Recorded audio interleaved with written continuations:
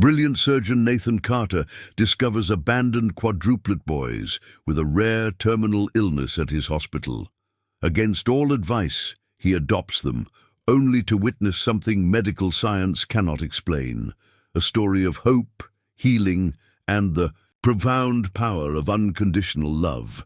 Before we jump back in, tell us where you're tuning in from, and if this story touches you, make sure you're subscribed, because tomorrow I've saved something extra special for you. The pristine corridors of Boston Memorial Hospital gleamed under the fluorescent lights as Dr. Nathan Carter strode through them with the confidence of a man accustomed to command. At 45, he embodied success in every visible measure.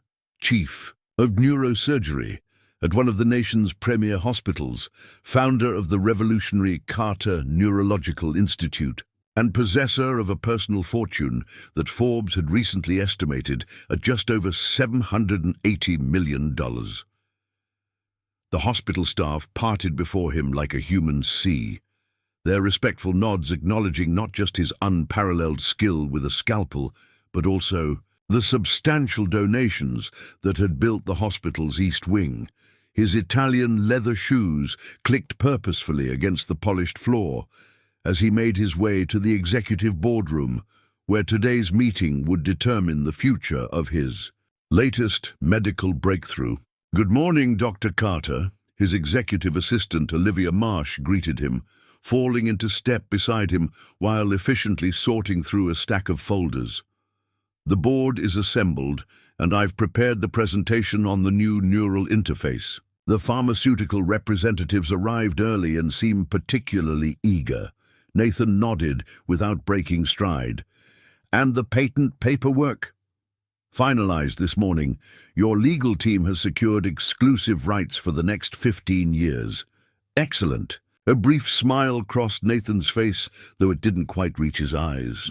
The neural interface represented 5 years of research, countless sleepless nights, and would potentially revolutionize treatment for spinal cord injuries. It would also add another $100 million to his already substantial wealth.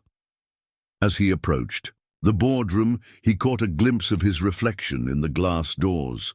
Salt and pepper hair impeccably styled, custom navy suit without a wrinkle, the epitome of success. Yet the face that stared back at him seemed somehow hollow, the slight shadows beneath his eyes speaking of a weariness that went beyond physical exhaustion. Dr. Carter, Roger Blackwell, the hospital board chairman, rose to greet him as Nathan entered the room. "We're eager to hear about your progress." The next 2 hours proceeded exactly as Nathan had planned. His presentation was flawless, the board members appropriately impressed, the pharmaceutical representatives practically salivating at the projected profits. When he finished, the room erupted in applause. "Groundbreaking work as always, Nathan," Roger said, clapping him on the shoulder as the meeting concluded. "Will you join us for drinks at the Commonwealth to celebrate?" "I have patients to check on," Nathan replied, his standard excuse that nobody ever questioned. The truth was far simpler. He had little interest in champagne toasts celebrating financial windfalls that had long ceased to bring him satisfaction. Instead, he made his way to the pediatric wing, where he had no patients but found the environment soothing in ways the executive floors never could be. The walls here were painted with whimsical forests and friendly animals, a stark contrast to the sterile corporate atmosphere elsewhere in the hospital. "Back again, Dr. Carter?" Nurse Halsey smiled at him from behind the nurses' station. In her 50s, with kind eyes and a no-nonsense manner, she was one of the few staff members who treated him like a person rather than a living legend. "Just passing through, Martha," he replied with a genuine smile. "How are things today?"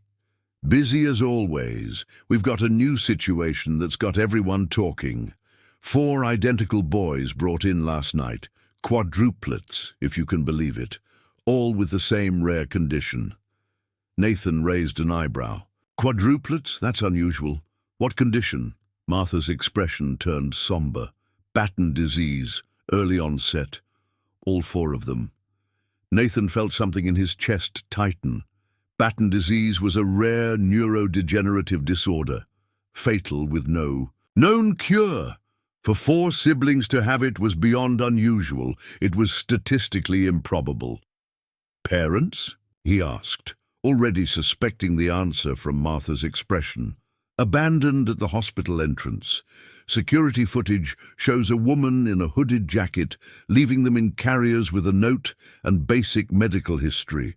Child services is involved. But she shook her head. Who's going to take 4 terminally ill children? Before Nathan could respond, his phone chimed with an incoming call from his investment manager.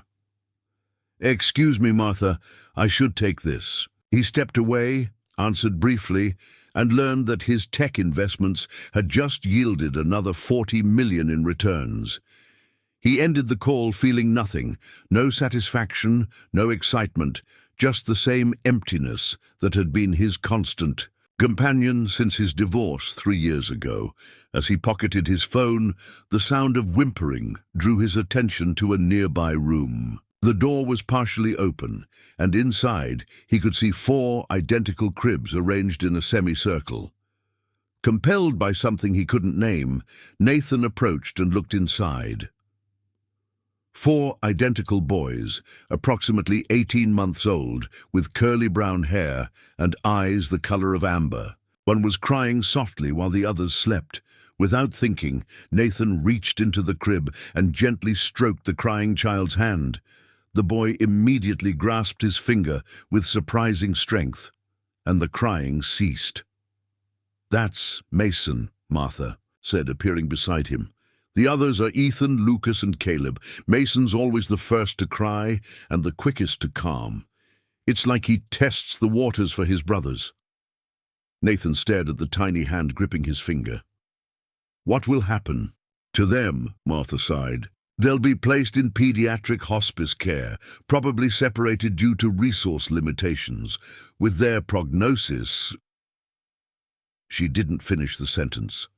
Something shifted inside Nathan, a feeling so unfamiliar that it took him a moment to recognize. It has purpose, real purpose, beyond surgical excellence or financial achievement. "Let me see their medical files," he said, his voice taking on the decisive tone that his staff knew better than to question. Martha hesitated only briefly before retrieving the charts. Nathan read through them meticulously, confirming what he already knew about Batten disease. The boys had the CLN1 variant, the most aggressive form. Without intervention, they would progressively lose motor function, vision, and cognitive abilities before dying, usually before age 5. "Dr. Cooper is the attending physician," Martha informed him. "He's consulting with genetics about palliative options." Nathan handed the charts back. "Get Cooper and call my lawyer, Jerome Welch. I want them both in my office in 30 minutes. "Your lawyer?" Martha looked confused. "What are you thinking, Dr. Carter?" Nathan looked back at the 4 sleeping boys, feeling something stir within him that had been dormant for too long. Something completely irrational, Martha. Something completely irrational. The meeting in Nathan's office was brief and to the point. Dr. Cooper was baffled, Jerome Welch was professionally concerned, and Nathan was immovable. "You want to adopt all 4 of them?" Jerome repeated, adjusting his glasses as if they might be malfunctioning. "Nathan, you're a single man with an 80-hour work week. Even setting aside their medical needs, this is impractical." "Yes, I'm aware," Nathan interrupted. "Make it happen anyway." Dr. Cooper cleared his throat. "Dr. Carter, with all due respect, these children have a terminal diagnosis. The emotional toll of caring for one child with Batten disease would be enormous. 4 is simply overwhelming," Nathan finished. "I understand the prognosis, Cooper. I've spent the evening researching every aspect of Batten disease and reviewing their specific genetic profiles." "Then you know there's no cure," Cooper said, gently. "The best we can offer is palliative care to manage their symptoms as they progress." Nathan leaned forward, his expression intensifying. What if that's not good enough? What if we could offer experimental treatments? I have the resources to fund research specifically targeting their genetic variant. Jerome and Cooper exchanged concerned glances. Nathan, Jerome began carefully, I understand the impulse to help, but this sounds like you're adopting these children to use them as research subjects. Nathan stood abruptly. That's not what this is. He walked to the window, overlooking the Boston skyline, the empire of glass and steel that suddenly seemed meaningless. I have more money than I could spend in 10 lifetimes, a medical facility at my disposal, and the expertise to assemble the best care team in the world. Those boys have nobody. He turned back to face them. I can give them a home for whatever time they have left. I can ensure they stay together. And yes, I can fund research that might help them and other children with this disease. Tell me how any of that is wrong. The silence that followed was heavy with unspoken concerns. The adoption process is complex, Jerome finally said. Even with your resources, there would be significant hurdles. Overcome them, Nathan replied simply. After Jerome and Cooper left, Nathan remained in his office, questioning his own sanity. He had built his reputation on cool logic and calculated decisions. Nothing about this made rational sense. Yet when he closed his eyes, he could still feel the tiny hand gripping his finger. 4 lives, already sentenced to suffering and early death. 4 identical faces that had awakened something in him that years of success and wealth accumulation had failed to touch. His phone rang. His sister Catherine, the only family he had left after their parents' death in a car accident a decade ago. Nate, her concerned voice came through. Your lawyer just called me. Tell me he's confused and you're not actually trying to adopt 4 terminally ill children. Nathan sighed. Hello to you too, Kathy. Nate, please tell me this is some kind of misunderstanding. You barely have time to water your houseplants. How are you going to care for 4 toddlers with special needs? I'll hire help, he replied, knowing how inadequate it sounded. That's not... She paused, and he could picture her pinching the bridge of her nose as she always did when frustrated. Is this about Diane and the baby? Because if you're still processing that grief... It's not about Diane, he interrupted sharply. His ex-wife and their stillborn son were wounds he preferred not to reopen. Catherine's voice softened. Then help me understand, because this doesn't sound like you. Nathan struggled to articulate the certainty he felt. They need someone, Kathy. And for whatever reason, I think that someone is me. You're a brilliant surgeon, not a miracle worker, she said gently. Their condition is terminal. Maybe, Nathan replied, an unexpected determination in his voice, or maybe they just haven't met the right doctor yet. Preparing and narrating this story took us a lot of time, so if you are enjoying it, subscribe to our channel. It means a lot to us. Now back to the story. 6 weeks after his impulsive decision, Nathan sat in family court, the polished mahogany of the judge's bench contrasting with the utilitarian furnishings of the rest of the room. Judge Eleanor Simmons peered at him over her reading glasses, her expression a mixture of skepticism and curiosity as she reviewed the extensive documentation his legal team had prepared. Dr. Carter, while your credentials are impeccable and your resources abundant, I must question your motivation in this matter, she said, setting down the file. Taking on the care of 4 children with special needs is daunting for even experienced parents. You have no parenting experience and a demanding career. Nathan maintained the steady gaze that had intimidated countless medical residents over the years. With all due respect, Your Honor, if qualifications for parenthood were as stringent as those for medicine, many courtrooms like this wouldn't exist. A murmur rippled through the courtroom. The state-appointed guardian ad litem shifted uncomfortably in her seat. Judge Simmons raised an eyebrow. Touché, Dr. Carter. However, there's a difference between typical parenting challenges and what you're proposing. These children require specialized care for a progressive condition with no cure.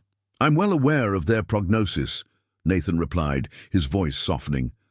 I've assembled a care team including pediatric neurologists, nurses, and therapists. My home has been renovated to accommodate their needs, and I've adjusted my surgical schedule to ensure I'm present for them. The judge gestured to the social worker. Ms. Rivera, your assessment. Sophia Rivera stood, her professional demeanor tempered with compassion. Dr. Carter's preparations are exceptional. The home study confirms his residence is now fully equipped for the children's care. His financial resources ensure they'll receive the best possible medical attention.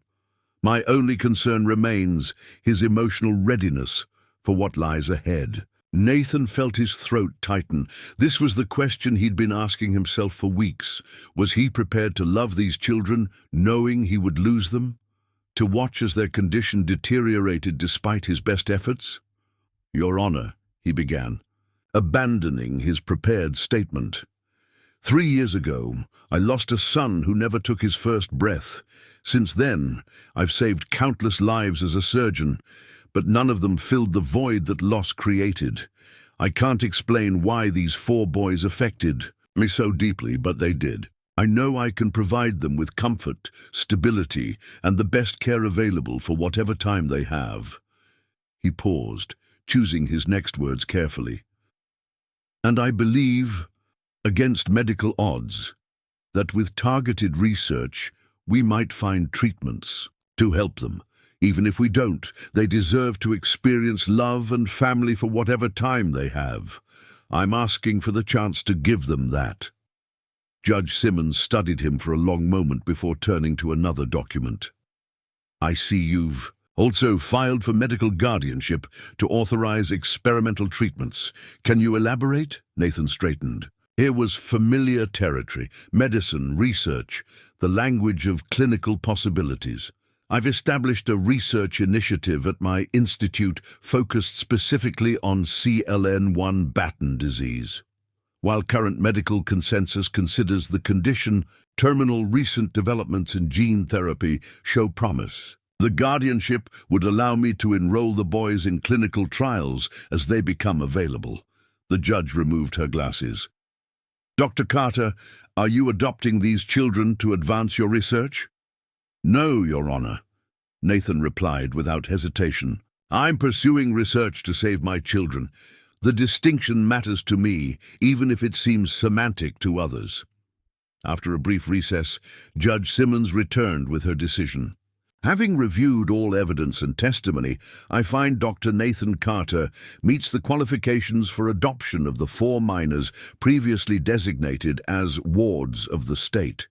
Further, I grant medical guardianship with the stipulation that all experimental treatments must be reviewed by an independent ethics committee. She looked directly at Nathan. Dr. Carter, these children are now your responsibility. Not your patients, not your research subjects, but your sons. I expect you to remember that distinction at all times. I understand, Your Honor, Nathan replied, feeling an unexpected weight lift from his shoulders. Thank you. That evening, Nathan stood in the newly completed nursery of his Beacon Hill townhouse, watching as Mason, Ethan, Lucas, and Caleb explored their new surroundings. The room had been transformed from a rarely used guest bedroom into a cheerful space with 4 matching cribs, stimulating toys selected to aid their development, and medical equipment discreetly integrated into the decor. They seem to be settling in well, observed Vanessa Wilkins, the pediatric nurse he'd hired to help with their care.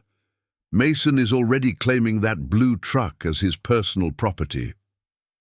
Nathan nodded, watching as the most assertive of the quadruplets clutched the toy to his chest while his brothers investigated other options. Though identical in appearance, their personalities had become increasingly distinct during the transition period. Dr. Cooper called, Vanessa continued, handing him a notepad with meticulous observations of each boy's baseline neurological functions. He's scheduled their comprehensive evaluations for next week. Nathan reviewed the notes, his clinical mind, automatically assessing the subtle differences between the four. Mason showed slightly more advanced motor skills than his brothers. Ethan had a more robust appetite. Lucas slept more heavily. Caleb startled more easily at loud noises. All four had a slight temperature increase this afternoon, Vanessa noted. Nothing alarming but worth monitoring. Nathan frowned. Any other symptoms? Changes in appetite or energy? Nothing significant. I've documented their responses to the new environment on page 3. The doorbell interrupted their discussion. Nathan checked his watch. Nearly 9 o'clock, well past business hours. That would be your sister, Vanessa said with a knowing smile. She called earlier to say she was coming by to meet her nephews. Catherine burst into the nursery moments later, her professional attorney persona momentarily abandoned as she surveyed the 4 toddlers. Oh my God, Nate, they're identical. How do you tell them apart? Different colored pajamas for now, Nathan replied, gesturing to the color-coding system. Blue for Mason, green for Ethan, yellow for Lucas, red for Caleb. Eventually, I'll learn their subtle differences. I already can tell them apart, Vanessa interjected. Mason has a freckle near his right ear that the others don't have. Ethan's hair has a slight cowlick. Lucas has the roundest face, and Caleb's eyes are a fraction wider set. Catherine stared at her in amazement. That's impressive. It's her job, Nathan said simply. Catherine approached the play area cautiously. So, these are my nephews. I still think you're crazy, but... She knelt beside Caleb, who regarded her solemnly before offering her a plastic block. They're pretty irresistible. They grow on you, Nathan agreed, a soft smile transforming his usually serious features. Later, after Vanessa had put the boys to bed and departed for the night, Nathan and Catherine sat in his rarely used living room, nursing glasses of scotch, the she. Research team called today, Nathan said, staring into his glass. The initial genetic sequencing is complete. The mutation in their CLN1 gene is rare, even for Batten disease patients. Is that good news or bad news? Catherine asked. Potentially both. It makes their case more unique, which complicates treatment development, but it also means they're perfect candidates for the targeted gene therapy we're working on. Catherine studied her brother carefully. How are you really doing with all this, Nate? 4 toddlers overnight is a massive change. 4 sick toddlers is... I can't even imagine. Nathan considered the question seriously. It's overwhelming, terrifying, exhausting. He paused. And somehow the most meaningful thing I've ever done. You've saved countless lives as a surgeon, Catherine reminded him. Yes, but I've always maintained professional distance. These boys... He smiled slightly. Mason threw up on my favorite shirt this morning, and instead of being annoyed, I was concerned about his nausea pattern. Ethan fell asleep on my chest during story time, and I sat there for an hour just listening to him breathe. It's a different kind of medicine. Catherine reached over and squeezed his hand. I'm proud of you, Nate. Terrified for you, but proud. The board at the hospital isn't as supportive, Nathan admitted. Roger suggested I take a leave of absence. He thinks my personal situation might distract from my duties. Will you? Nathan shook his head. I've reduced my surgical schedule, but I need to stay active in the field to oversee the research. Besides, the boys need stability now, not a father who suddenly disappears from the professional world to hover over them. Catherine's expression turned serious. Have you thought about what happens if the treatments don't work? These kids are going to deteriorate, Nate. Are you prepared to watch that happen 4 times over? The question hit a nerve Nathan had been avoiding since he'd first seen the boys. I can't think that way, he said quietly. As a doctor, I know the statistics. As their father, I have to believe we can change their prognosis. And if you can't, Nathan set down his glass. Then I'll give them the best life possible for whatever time they have, but I'm not giving up before we've even started." A soft cry from the nursery interrupted their conversation. Nathan rose immediately, recognizing Caleb's distinctive whimper. "Go," Catherine said, with an understanding smile. "Go be a dad." Nathan moved through the darkened hallway to the nursery, where Caleb stood in his crib, tears streaming down his face. The other three remained asleep, a small miracle given their usual sympathy, crying. "Hey, buddy," Nathan whispered, lifting the distressed child. "What's going on?" Caleb's tiny body felt warm, warmer than it should. Nathan's medical instincts kicked in as he carried the boy to the changing table, where a digital thermometer confirmed his suspicion. 101.3 degrees. A fever in any child would concern a parent. In a child with Batten disease, it could indicate the beginning of a neurological event. As Nathan administered fever-reducing medication and held his son close, he faced the reality of his new life, the constant vigilance, the intersection of fatherhood and medicine, and the fear that would now be his constant companion. Yet, as Caleb's small head nestled against his shoulder and his cries gradually subsided, Nathan felt an unfamiliar certainty. Whatever challenges lay ahead, he would face them. These boys were his now, and he would fight for them with everything he had. His medical knowledge, his resources, and the love that had awakened in him the moment a tiny hand had grasped his finger. 3 months after the adoption, Nathan's life had transformed into a carefully orchestrated ballet of medical appointments, research meetings, and the constant care of 4 active toddlers. The grand foyer of his townhouse, once an elegant showcase for expensive art, now featured a line of tiny sneakers and a stroller wide enough to accommodate all 4 boys. This morning, he sat in the kitchen reviewing brain scans while Lucas and Ethan played with cereal on their high-chair trays. Caleb napped in the adjacent family room, while Mason underwent physical therapy with a specialist in the converted home gym. "Dr. Carter," called Vanessa from the therapy room, "you should see this."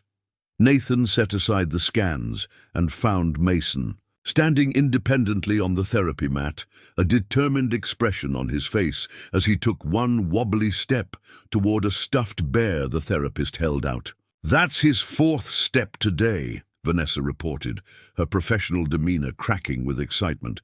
"He's showing remarkable motor development for a child with his condition." Nathan knelt to Mason's level, holding out his arms. "Come on, buddy. Come to Daddy."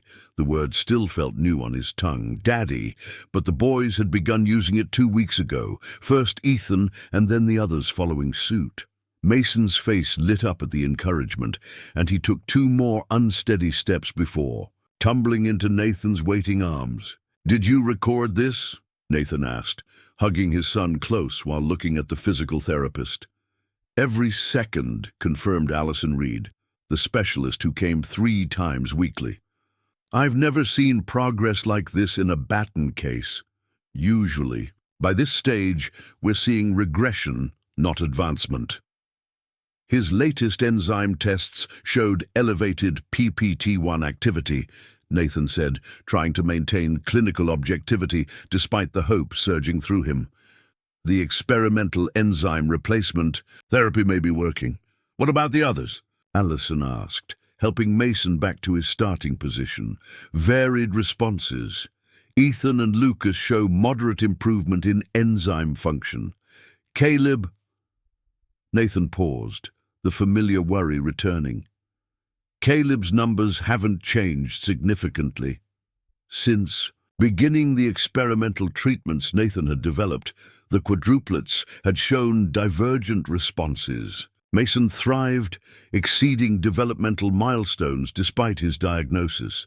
Ethan and Lucas showed modest improvements, their symptoms stabilizing rather than progressing.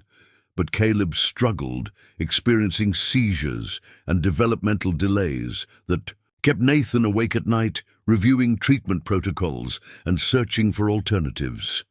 Later that afternoon, Nathan arrived at the Carter Neurological Institute, where a research team awaited him in the conference room.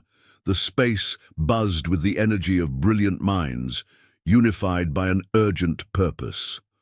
The latest results are promising, Dr. Eliza Montgomery, the lead geneticist, began as Nathan took his seat. The modified viral vector is successfully delivering the corrected gene in our mouse models.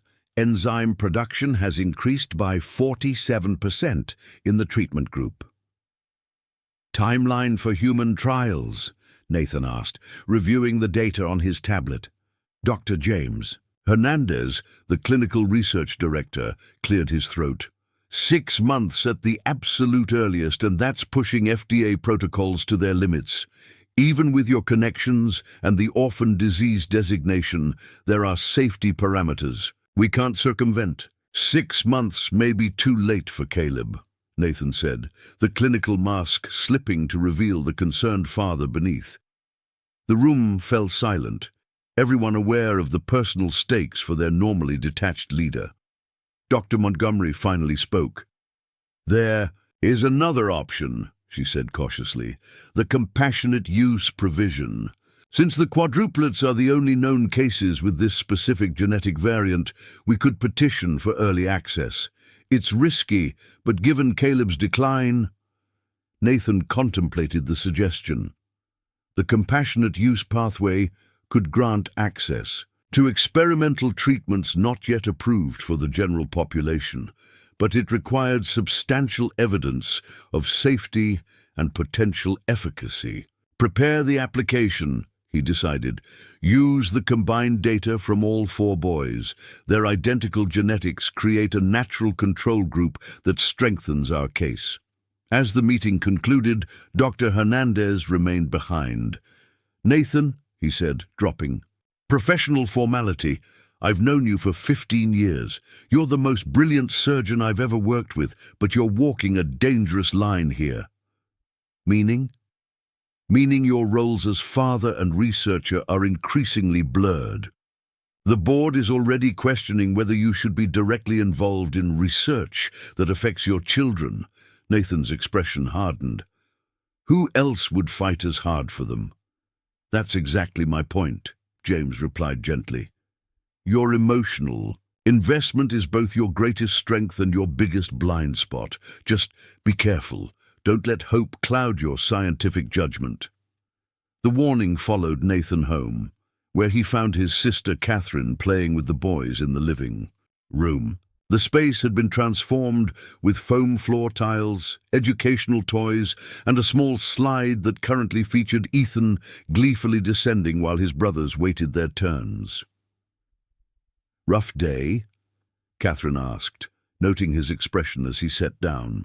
"His briefcase, challenging," Nathan admitted, kneeling to accept enthusiastic hugs from Lucas and Mason. Ethan soon joined them, but Caleb remained seated, watching with eyes that seemed to hold wisdom beyond his years. "Dada!" Caleb called softly, lifting his arms. Nathan moved to him immediately, gathering his smallest son against his chest. Though all 4 boys were identical in their genetic makeup, Caleb had begun to appear different, slightly thinner, his movements less coordinated, his speech less developed than his brother's. "How was his day?" Nathan asked Catherine. 2 seizures, small ones, about 20 seconds each. Vanessa documented them in the medical log. Nathan nodded, feeling the familiar cold fear that accompanied each sign of Caleb's progression. "And his medication, administered on schedule. He slept for about an hour afterward." Catherine hesitated. "Nate, there's something else. A woman named Melissa Taylor called. She said she's a reporter with the Boston Herald and wanted to talk about your groundbreaking work with familial Batten disease." Nathan tensed. "What did you tell her? That you don't give interviews about your personal life?" "She said it wasn't personal. It was a medical story about how you're using your own children as test subjects." "That's not what I'm doing," Nathan snapped, then immediately regretted his tone when Caleb flinched in his arms. Catherine placed a steadying hand on his arm. "I know that. But perception matters, Nate, especially when you're petitioning for compassionate use approval. How did she even know about that? We just discussed it today. Someone on your team must be talking, Catherine replied. The question is, what are you going to do about it? Before Nathan could answer, Vanessa appeared in the doorway. Dr. Carter, Dr. Cooper is on the phone. He says it's urgent. Nathan's heart rate accelerated as he handed Caleb back to Catherine and took the call in his study. Dr. Cooper's voice was grave as he explained that the latest MRI results showed changes in Caleb's brain structure consistent with advanced Batten disease. The rate of progression is concerning, Cooper explained. Given the comparison to his brothers, it's clear the standard enzyme therapy isn't working for him. What about increasing the dosage? Nathan suggested, desperation edging into his voice. We're already at maximum safe levels, Cooper replied gently. Nathan, I understand this is difficult, but we need to consider palliative options for Caleb while continuing treatment for the others. The suggestion hit Nathan like a physical blow. You're telling me to give up on my son. I'm suggesting we focus on his quality of life, Cooper corrected. The gene therapy might still help, but in the meantime, the gene therapy will help. Nathan interrupted. We just need the FDA to move faster on the compassionate use application.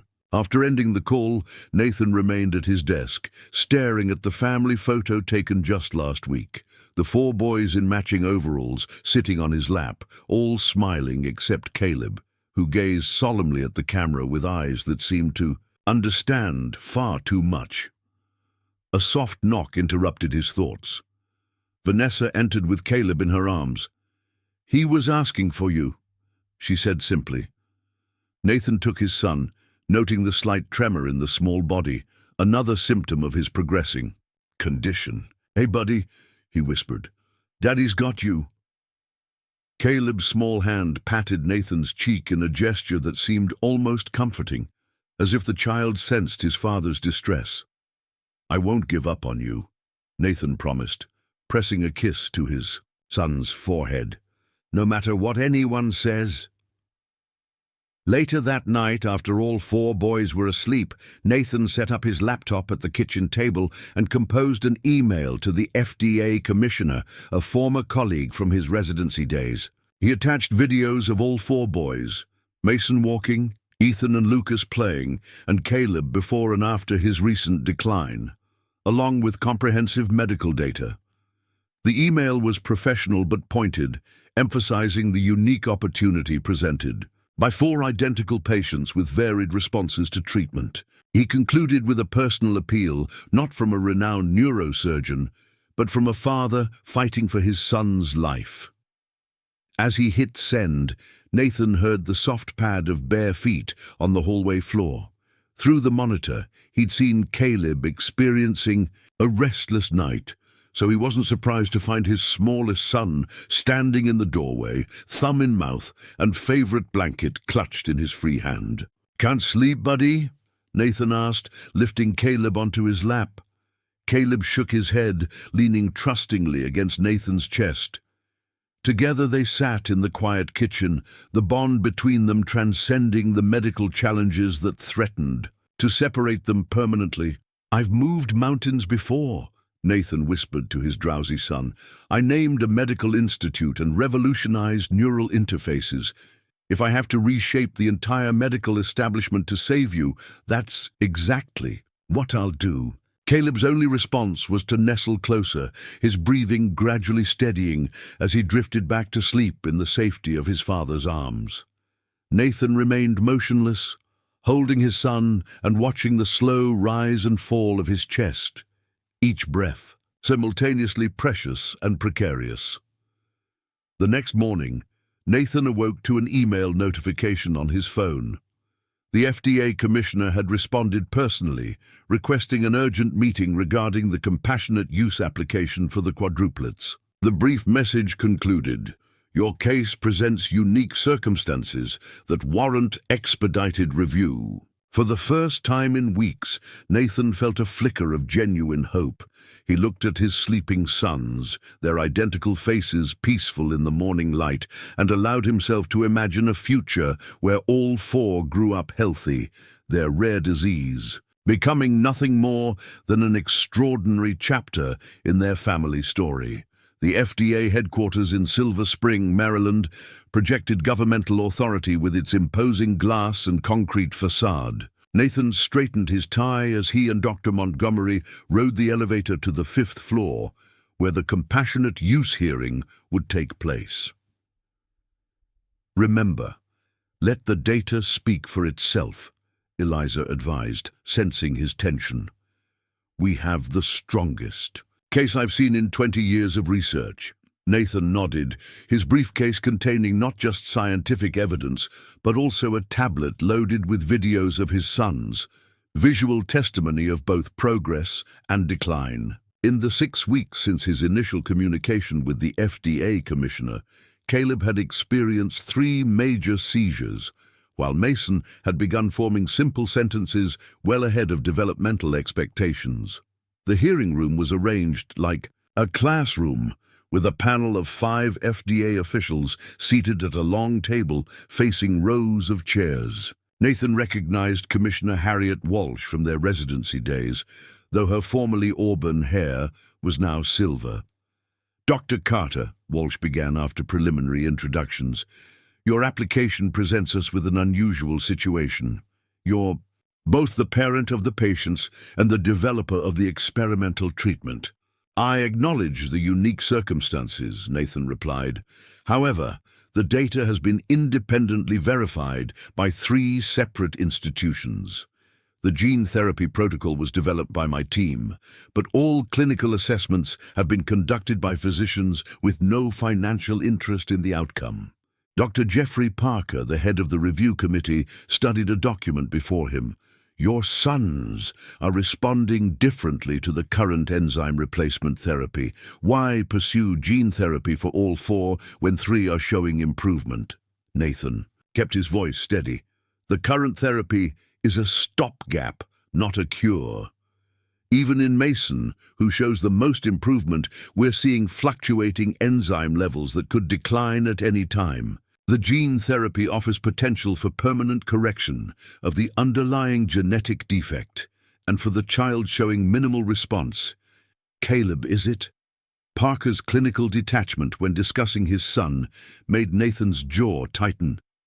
"Caleb needs this treatment most urgently," he confirmed. "His condition continues to deteriorate despite maximum conventional therapy." The questioning continued for nearly 2 hours, with Nathan and Eliza addressing concerns about safety profiles, neurological risks, and long-term monitoring plans. As the session neared its conclusion, Nathan felt cautiously optimistic. Then the door at the back of the room opened. "I apologize for the interruption," Commissioner Walsh said, "but we have a late addition to the proceedings. Dr. Westfield has requested the opportunity to present relevant information." Nathan's blood ran cold as Frederick Westfield entered the room. Head of neurology at Massachusetts General and longtime rival of the Carter Institute, Westfield had opposed Nathan on everything from research grants to hospital board appointments. "Thank you for accommodating me," Westfield said smoothly, his silver hair and tailored suit projecting elder statesman authority. "I feel professionally obligated to address certain concerns about this application." "What concerns would those be, Dr. Westfield?" Walsh asked. Westfield arranged his materials on the podium. "Ethical concerns, primarily. Dr. Carter has circumvented normal research protocols, using his personal wealth and influence to fast-track treatments for his adopted children." "That's not accurate," Nathan interjected. "Every protocol has followed established guidelines." Westfield continued as if Nathan hadn't spoken. "Furthermore, there are serious questions about Dr. Carter's objectivity. These children were adopted shortly after their diagnosis, and experimental treatments began almost immediately. One might reasonably ask if the primary motivation was parental concern or clinical research opportunity. The insinuation struck Nathan like a physical blow. Eliza placed a restraining hand on his arm as he started to rise. Dr. Carter's personal motivations are not relevant to the scientific merits of this application, she stated firmly. I disagree, Westfield replied. When a researcher has such profound personal interest in the outcome, objectivity is compromised. The recent Boston Herald article raised valid questions about whether these children are being subjected to experimental procedures, primarily to advance Dr. Carter's research agenda. Nathan's mind raced. The article had appeared 3 days ago, a sensationalized piece questioning whether a wealthy doctor had adopted terminally ill children to use as test subjects for his revolutionary treatments. He had refused to comment, assuming the story would quickly fade. I have statements from 3 ethicists expressing concern about this arrangement, Westfield continued, distributing documents to the committee. At minimum, I believe this application warrants additional independent review before proceeding. Commissioner, Walsh reviewed the materials with a frown. Dr. Carter, would you like to respond to these concerns? Nathan stood, struggling to maintain professional composure when every instinct screamed to defend his family. My response is simple. 6 months ago, I adopted 4 boys who shared a terminal diagnosis. Today, 1 walks and talks beyond expectations. 2 show stability when decline would be expected, and 1 continues to struggle. The gene therapy we've developed represents their best hope, particularly for Caleb. He opened his tablet and displayed a split-screen video of Caleb. On the left, laughing and attempting to stack blocks 3 months ago. On the right yesterday, his movements jerky and uncoordinated as he struggled with the same task. This is my son, Nathan said, his voice thick with emotion he rarely displayed professionally. Not a research subject. His brothers are improving while he declines. Every day matters. If personal investment disqualifies me, then remove my name from the application. But please don't deny these children potentially life-saving treatment because of professional rivalries or bureaucratic caution. The room fell silent. Even Westfield seemed momentarily taken aback by the raw emotion from a surgeon known for his clinical detachment. We'll need to consider all testimony, Commissioner Walsh finally said. The committee will reconvene tomorrow morning. Thank you all for your presentations. Outside the building, Nathan paced the sidewalk while Eliza made calls to the research team back in Boston. This was orchestrated, he fumed. Westfield has opposed every breakthrough from our institute. Now he's using my sons to continue his vendetta. It's not just professional jealousy, Eliza cautioned. The ethical questions he raised are exactly what the FDA committee needs to consider. Your dual role does complicate matters. Nathan's phone rang, Vanessa calling from home. Dr. Carter, you need to return immediately, she said without preamble. Caleb's had another seizure. Dr. Cooper wants him hospitalized for observation. The private jet that had flown them to Maryland was quickly readied for return. As they boarded, Eliza studied Nathan's haggard face. We can continue tomorrow without you. Your place is with Caleb. Nathan shook his head. If I leave, Westfield wins.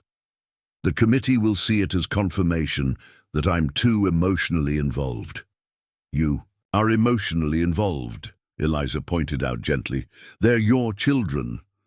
Which is precisely why I need to be at that hearing, Nathan insisted. Cooper is an excellent neurologist. He'll provide appropriate care until I return. The flight passed in tense silence, Nathan alternating between reviewing data for tomorrow's continuation and receiving medical updates about Caleb. By the time they landed in Boston, his son had been admitted to the pediatric neurology unit. At Boston Memorial, his condition stabilized but concerning. Nathan went directly to the hospital, where he found Catherine sitting beside Caleb's bed. The sight of his son connected to monitoring equipment his tiny form dwarfed by the hospital bed, sent a wave of guilt through him. "You should have called me earlier," he said, taking the chair opposite his sister.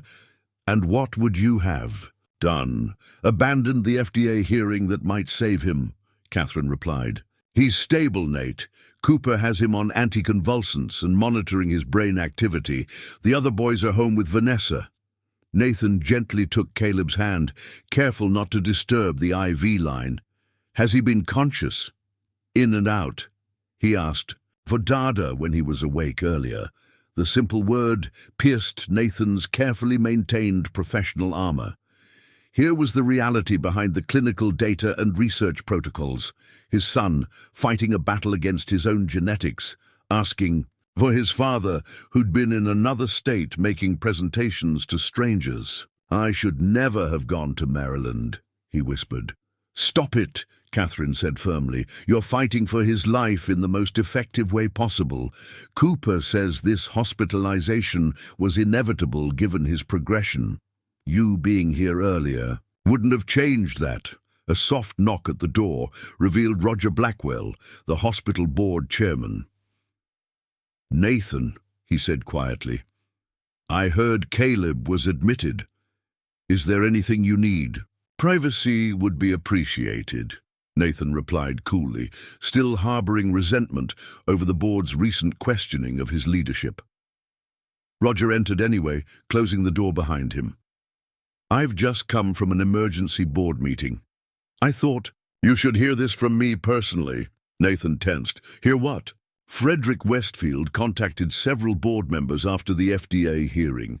He's formally challenging your position as head of the Neurological Institute, citing conflict of interest concerns." "That's absurd," Catherine interjected. "Nathan founded the Institute with hospital resources and partnership," Roger countered. "The board has agreed to review the situation. In the meantime, they're requesting you take a voluntary leave of absence from both your surgical duties and research oversight." Nathan stared at him in disbelief. "They can't remove me from my own research program. Not now, when we're so close to breakthrough." "The research will continue under Dr. Montgomery's supervision," Roger assured him. "This is temporary, Nathan, just until the ethical questions are resolved." "And if I refuse?"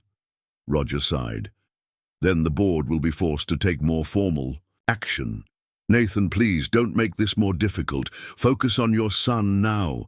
Let the Institute continue its work without the complication of your direct involvement." After Roger departed, Catherine watched her brother with concern. "What are you thinking?" "I'm thinking," Nathan said slowly, "that I've spent 20 years building a reputation on clinical excellence and innovation, only to have it weaponized against my children when they need it most." He looked down at Caleb, whose features had relaxed into sleep. "If Westfield and the board want me to choose between my career and my son's, they'll find it's not much of a choice at all." Nathan spent the night in Caleb's hospital room, working remotely to prepare Eliza for the next day's FDA proceedings and making alternative arrangements that even Catherine wasn't privy to. By morning, he had reached a decision. "I need you to take temporary guardianship of the boys," he told Catherine, as hospital shift change provided a moment of privacy. She stared at him. "What are you planning, Nate?" His expression was one she'd seen before. The same determined look he'd worn when performing supposedly impossible surgeries or challenging medical orthodoxy. "If we can't go through official channels, we'll find another way," he said quietly. "I'm not letting bureaucracy or professional rivalries dictate my son's chances for survival." "Nathan," Catherine cautioned, "whatever you're considering, remember you have 4 children who need you. Don't do anything that might separate you from them." He squeezed her hand. "That's precisely why I need to take these steps. Trust me, Kathy, I've calculated the risks." As morning sunlight filtered through the hospital blinds, casting striped shadows across Caleb's sleeping form, Nathan Carter, renowned surgeon, medical innovator, and now desperate father, set in motion a plan that would either save his son's life or destroy everything he had built. The private hangar at Boston's Logan International Airport was shrouded in pre-dawn darkness as a medical transport jet prepared for departure.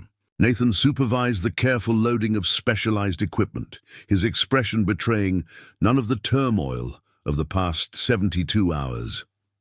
"Everything's set in Zurich," Dr. Sofia Martinez informed him, checking items off her tablet.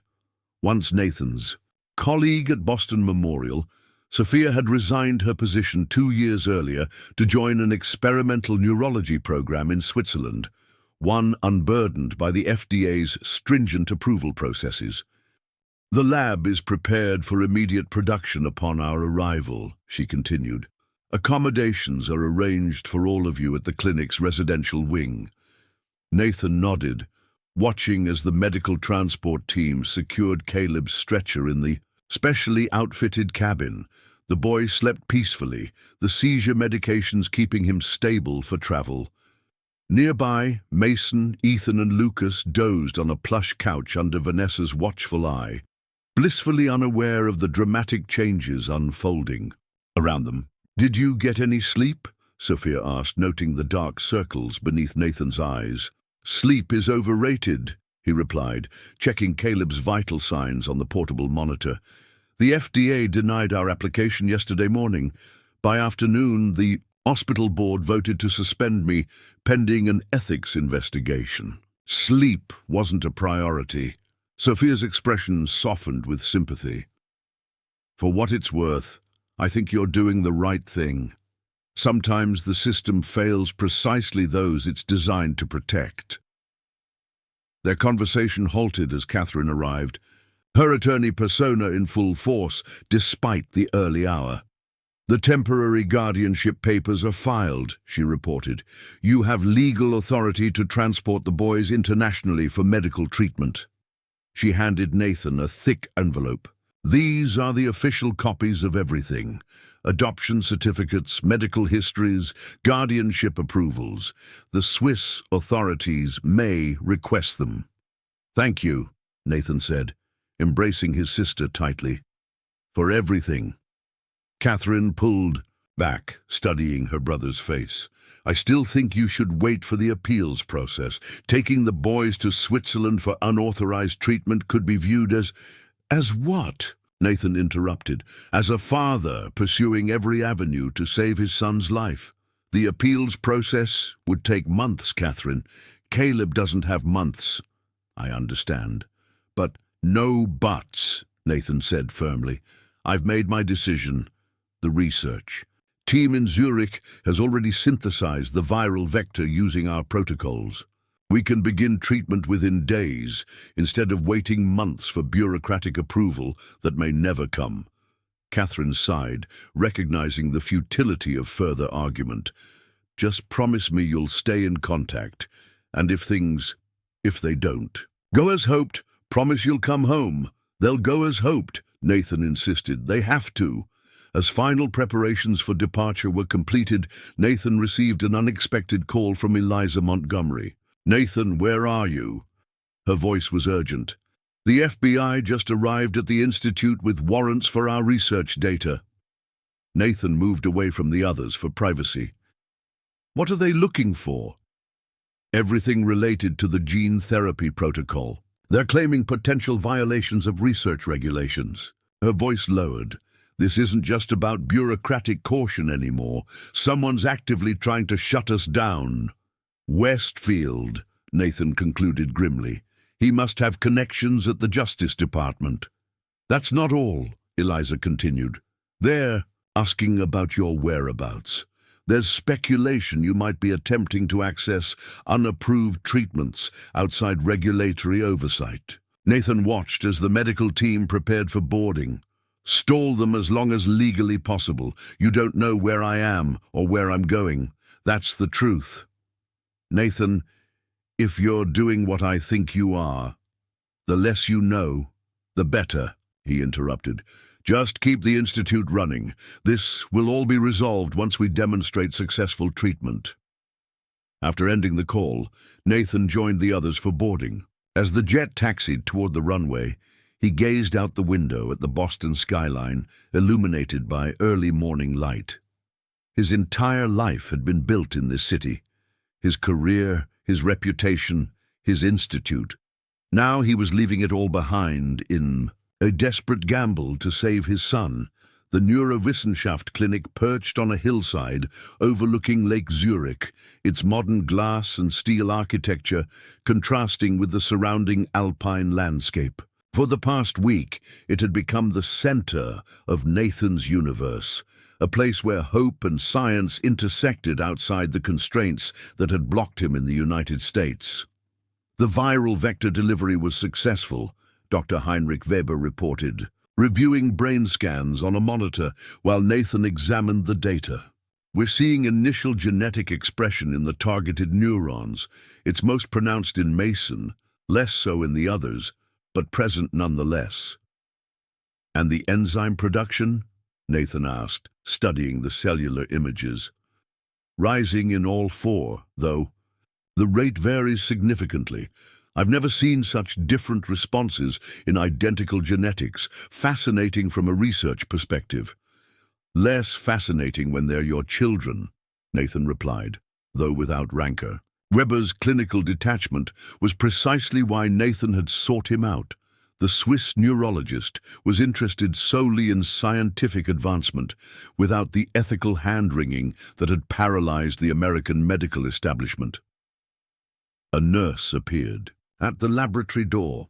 "Dr. Carter, Mason is asking for you. He seems distressed." Nathan hurried to the residential wing where the boys occupied a spacious suite adapted for their medical needs. He found Mason sitting on his bed, tears streaming down his face, while Vanessa tried unsuccessfully to comfort him. "Hey, buddy," Nathan said, gathering his son into his arms. "What's going on?"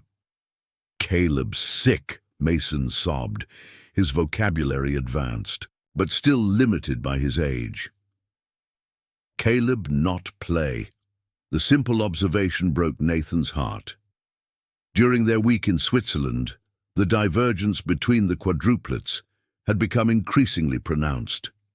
Mason continued his remarkable progress, now speaking in simple sentences and walking with confidence. Ethan and Lucas showed moderate improvements, engaging with their surroundings and developing new skills daily. But Caleb remained largely unresponsive, the seizures controlled by medication, but his cognitive engagement minimal. The gene therapy, that had begun showing promising results in his brothers, had yet to demonstrate significant impact on his deteriorated neurological function. "Caleb needs special medicine," Nathan explained gently. "That's why we're here. The doctors are helping him get better." Mason's small face remained troubled. "Make Caleb play again." "I'm trying, buddy," Nathan whispered. "I promise I'm trying." Later that evening, after the boys were asleep, Nathan met with the full treatment team in Weber's office. The atmosphere was tense as they reviewed the latest results. "The data is conclusive," Dr. Martinez began. "Mason's response is unprecedented.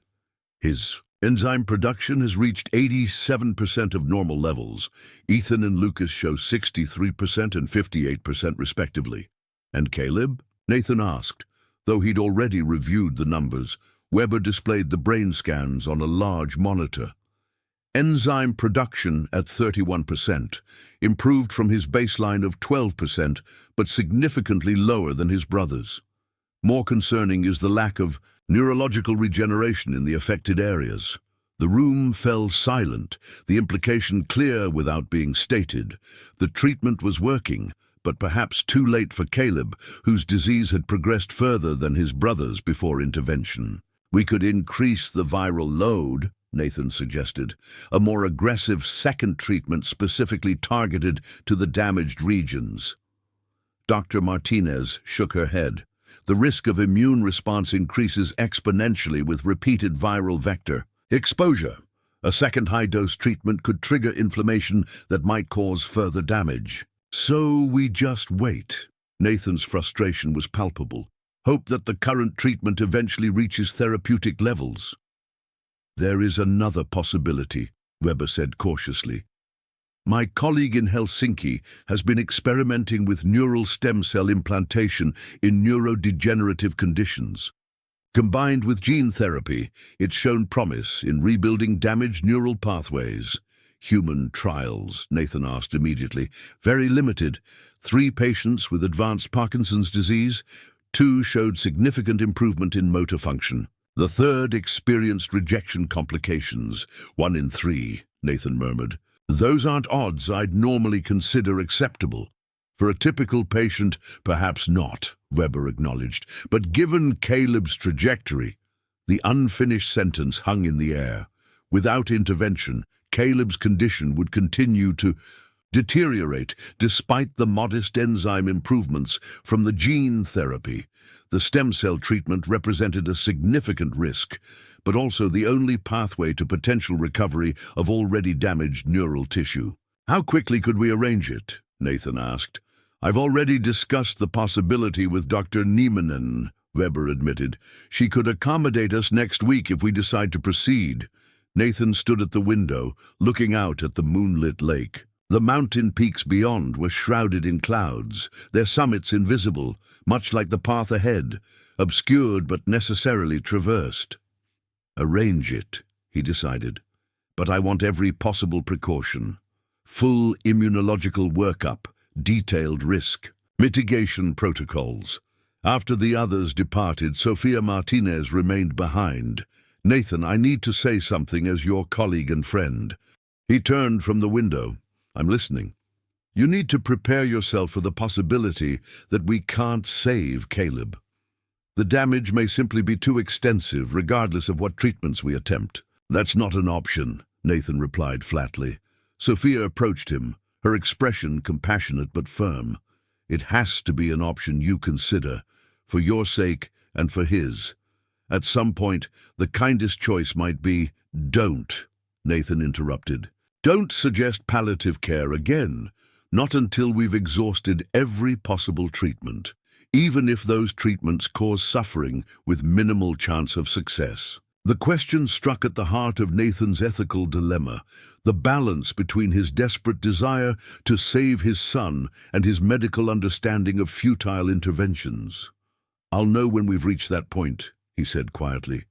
We're not there yet. The following morning, a call from Catherine disrupted the treatment routine. Nathan took it in the clinic's garden, where privacy was ensured by the surrounding hedges. The Boston Globe ran a front-page story today, Catherine began without preamble. Rogue doctor flees with terminally ill children. It quotes sources in close to the investigation, claiming you've taken the boys overseas for experimental treatments deemed too dangerous for U.S. approval. Nathan sighed. Let me guess the source.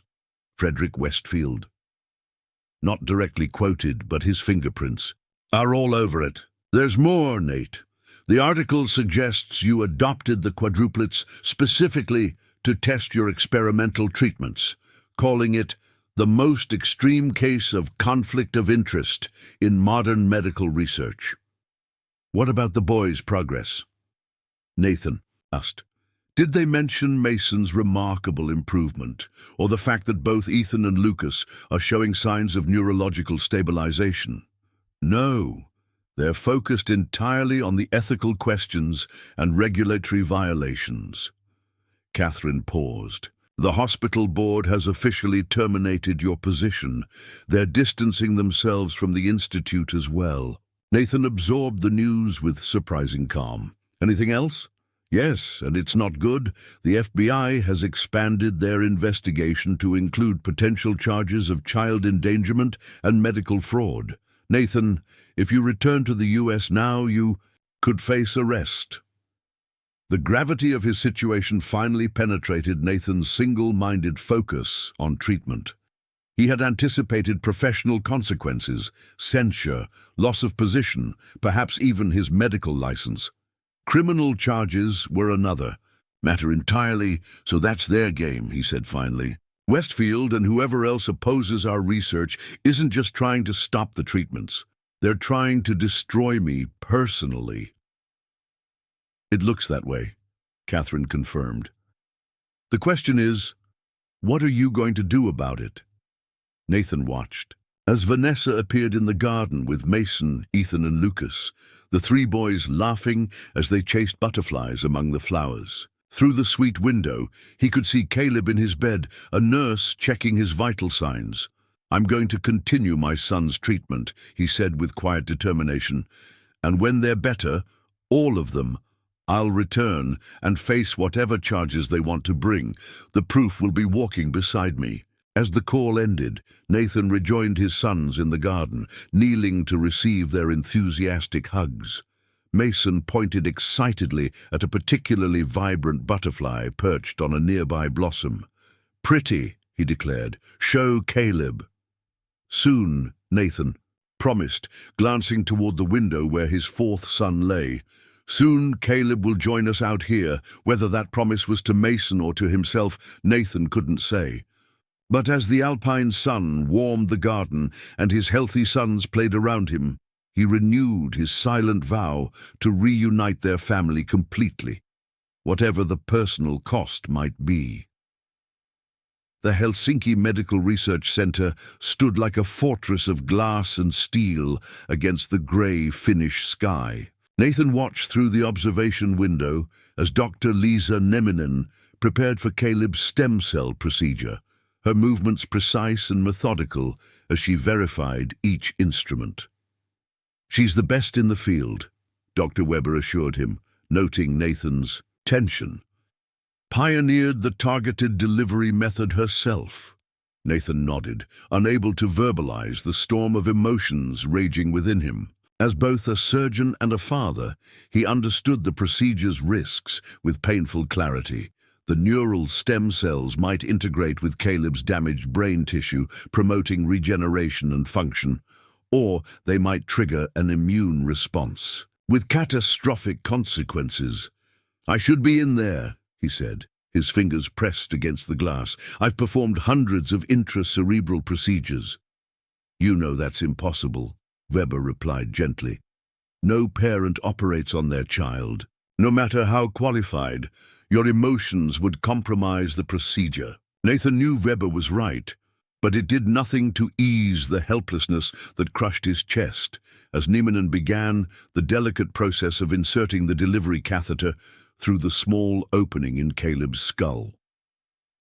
For a man accustomed to control over his career, his research, even life and death in the operating room, being reduced to observer status was its own form of torture. 3 hours later, Nieminen emerged from the surgical suite, removing her mask as she approached. "The cells were successfully delivered to the target regions," she reported, her Finnish accent slight but noticeable. "No complications during the procedure. We'll monitor for signs of integration or rejection over the next 72 hours. "And when might we see improvement, assuming integration occurs?" Nathan asked. Nieminen's expression remained carefully neutral. "If the treatment works as hoped, we could observe initial changes in brain activity within a week. Visible behavioral improvements might require longer, perhaps several weeks or months." "Months," Nathan repeated, the time frame both better and worse than he'd feared. Better because it meant hope remained. Worse because Caleb's suffering would continue in the meantime. "You understand this is experimental," Nieminen reminded him. "We have limited data on recovery timelines in neurodegenerative conditions, particularly in children."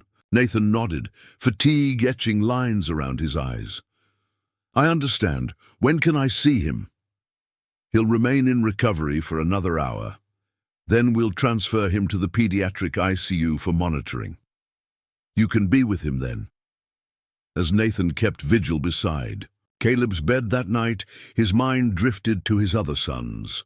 Mason continued his remarkable progress, now speaking in complete sentences and showing cognitive development that exceeded expectations for his age. Ethan and Lucas demonstrated steady improvement, their symptoms stabilizing and gradually reversing. The divergent outcomes defied medical explanation. With identical genetics and the same disease variant, all 4 boys should have responded similarly to treatment. Instead, they presented a spectrum from extraordinary recovery to persistent decline, challenging everything Nathan thought he understood about Batten disease. His phone vibrated with a text from Catherine. CNN running story now. Not good. Nathan switched on the small television in Caleb's room, muting the sound but activating closed captioning. The headline scrolling across the bottom of the screen sent a chill through him. Ethics scandal. Doctor uses adopted children as medical guinea pigs. The segment featured an interview with Frederick Westfield, who appeared grave as he expressed profound concern for the welfare of these vulnerable children. The reporter referenced sources close to the investigation, claiming that Nathan had fled the country to avoid oversight and continue unauthorized experiments. Most disturbing was footage of protesters outside the Carter Neurological Institute, carrying signs with slogans like "Children aren't lab rats" and "Stop Dr. Frankenstein." Nathan recognized the organized nature of the demonstration, too coordinated to be spontaneous public outrage. He switched off the television, returning his attention to Caleb. The boy's small chest rose and fell with mechanical regularity, assisted by supplemental oxygen. His face, so identical to his brother's yet somehow more fragile, remained peaceful in medicated sleep. "They don't understand," Nathan whispered, stroking Caleb's hair. "They see research protocols and ethical boundaries. I see my son fighting for his life." 3 days later, Nathan sat in Dr. Niemannen's office as she reviewed Caleb's latest scans. The atmosphere was tense as she navigated through the neural imaging. "There's no sign of rejection," she began, highlighting an area on the screen. "The cells appear to be integrating with the surrounding tissue.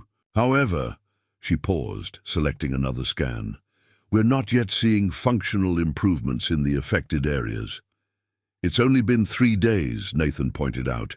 "You said yourself that visible changes might take weeks." Niemannen nodded. "True, but I would expect to see increased metabolic activity in the target regions by now. Instead, we're seeing minimal engagement." She switched to another image. "Compare this to your other son, Mason.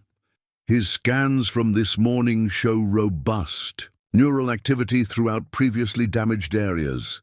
Nathan studied the images, his medical training warring with parental hope. The difference was undeniable. Mason's brain showed healthy function, where Caleb's remained largely dormant despite the stem cell intervention. "What about a second treatment?" he suggested. "A higher concentration of cells or a different delivery method?" Niemannen shook her head. "That would be excessively risky. The current treatment needs time to demonstrate efficacy or lack thereof. Introducing additional cells could trigger the immune response we've so far avoided."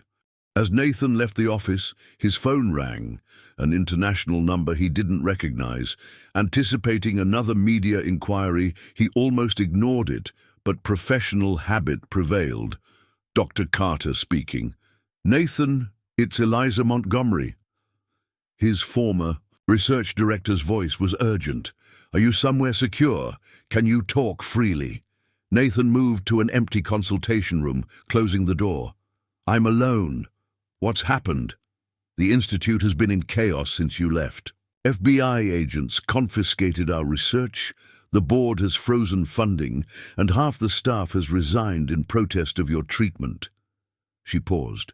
"But that's not why I'm calling. I've been reviewing our original data on the quadruplet's genetic profiles, and I've found something unusual." Nathan's pulse quickened. "What kind of unusual?" "Their CLN1 mutation isn't identical after all. There's a secondary variation in Mason's genetic sequence, a tiny difference in the promoter region that regulates gene expression. I missed it initially because it's so subtle, but it might explain his superior response to treatment. The implications sent Nathan's mind racing. If Mason's variant allows for better response to gene therapy, we might be able to replicate that advantage. In the others, Eliza finished, I've been working on a modified vector that targets the regulatory region specifically. Preliminary models suggest it could enhance enzyme production by up to 60% in patients with the standard mutation. Hope surged through Nathan for the first time in days. How quickly could you produce it? That's the problem. Our lab is shut down. I've been working from home using simulation software, but actual production would require facilities we no longer have access to. Nathan paced the small room, possibilities forming and dissolving in his mind. Send me the complete data and your models. Weber has connections at a genetic engineering lab in Basel. If your modifications look promising, we might be able to produce the vector there. After ending the call, Nathan hurried to the pediatric ward where Vanessa supervised Mason, Ethan, and Lucas playing in the hospital's recreation room. He watched them for a moment, struck anew by the miracle of Mason's recovery. The boy, who'd been diagnosed with a terminal illness less than a year ago, now built an elaborate block tower, chatting animatedly with his brothers. Mason, Nathan called softly, kneeling beside his son. Can I ask you something important? The boy looked up, his amber eyes bright with intelligence. Yes, Daddy? Would you let the doctors take a small blood sample? It might help us make Caleb better. Mason's expression grew serious, his young mind processing the request. Will it hurt? Just a little pinch, Nathan assured him. But it could help your brother very much. Mason considered this, then extended his arm with solemn determination. I want to help Caleb. Later that evening, as Nathan reviewed Eliza's data in his temporary quarters, a soft knock interrupted his concentration. Dr. Sophia Martinez entered, carrying 2 cups of coffee and a concerned expression. It's almost midnight, she observed. When was the last time you slept properly? Nathan accepted the coffee gratefully. Sleep is a luxury I can't afford right now. Not with this new development. Sophia glanced at the complex genetic modeling on his laptop screen. Weber mentioned Montgomery's theory about Mason's variant. Is it viable? More than viable, Nathan replied, turning the screen to show her. Look at these expression rates in the simulation. If we can replicate this regulatory effect in Caleb, it might be enough to jumpstart neural regeneration, especially in combination with the stem cells. Even if it works, the timeline would be tight, Sophia cautioned. Caleb's condition continues to deteriorate, despite our interventions. Nathan rubbed his eyes, fighting exhaustion. We'll accelerate production. Weber's already reached out to the Basel facility. They can begin synthesis tomorrow if we provide the complete sequencing data. Sophia sat across from him, her expression softening with sympathy. Nathan, I admire your determination, but as your colleague and friend I have to ask, have you considered what happens if we can't save Caleb? The question hung in the air between them, an unwelcome spectre that Nathan had refused to acknowledge. He stared into his coffee, searching for an answer that wouldn't shatter the fragile hope he clung to. If we can't save him, he finally said, his voice barely audible, then I'll ensure his remaining time is filled with as much comfort and love as possible. But I'm not at that point yet, Sophia. Not while there's still a scientific pathway forward. And the other 3? If you're criminally charged in the US, what happens to them? The question struck at Nathan's greatest fear, separation from his children after all they'd endured together. Catherine has contingency plans. If necessary, she'll initiate permanent guardianship proceedings.